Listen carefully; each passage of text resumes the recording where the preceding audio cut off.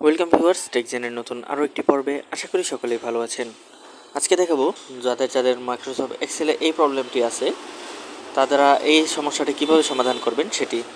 So এটি আসলে কিন্তু ক্রসে দিয়ে দিয়ে করতে করতে বেশ ভালো একটা প্রবলেম হয় বা অনেক সময় নষ্ট হয় আর প্রতিবারই করা লাগে। সো এটির পার্মানেন্ট সলিউশনটা এখন আপাতত নেই, তবে টেম্পোরারিলি আপনারা কিছু দিনের জন্য এই সমস্যা থেকে সমাধান পেয়ে যাবেন। হয়তো 1 মাস 2 মাস বা আরও বেশি দিনের জন্য এই সমস্যা থেকে সমাধান হয়তো পেয়ে যাবেন। সো এটার জন্য কি করতে হবে, প্রথমে সার্চ অপশনে যাবেন, এখানে সার্চ করবেন add or remove programs. So এখান থেকে অ্যাড অর রিমুভ প্রোগ্রামে আপনারা প্রবেশ করে নেবেন। এই যে এই অপশনে আপনারা প্রবেশ করবেন। প্রবেশ করার পর এখান থেকে কিছু অ্যাপস আছে, নিচের দিকে গেলে এখান থেকে আপনারা পেয়ে যাবেন মাইক্রোসফট অফিস। একটু ওয়েট,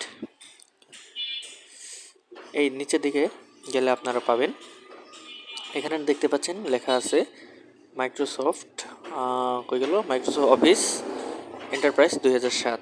সো এটি হচ্ছে আপনারা যেই ভার্সন সেই ভার্সনটি মডিফাই দিয়ে দেবেন। এরপর এখানে অপশন চলে আসছে রিপেয়ার দিয়ে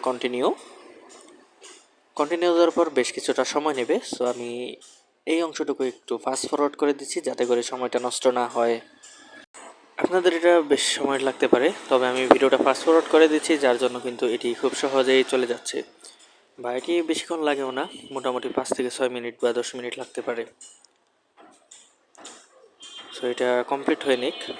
সো দেখতে পাচ্ছেন প্রায় কিন্তু কমপ্লিট হয়ে গেছে, আর জাস্ট হয়তো অল্প কিছুক্ষণ লাগবে, জাস্ট কমপ্লিট। সো এখন আমরা কি করব, এখান থেকে বের হয়ে যাব। কমপ্লিট হয়ে গেছে, এটা ক্লোজ দিয়ে দেব।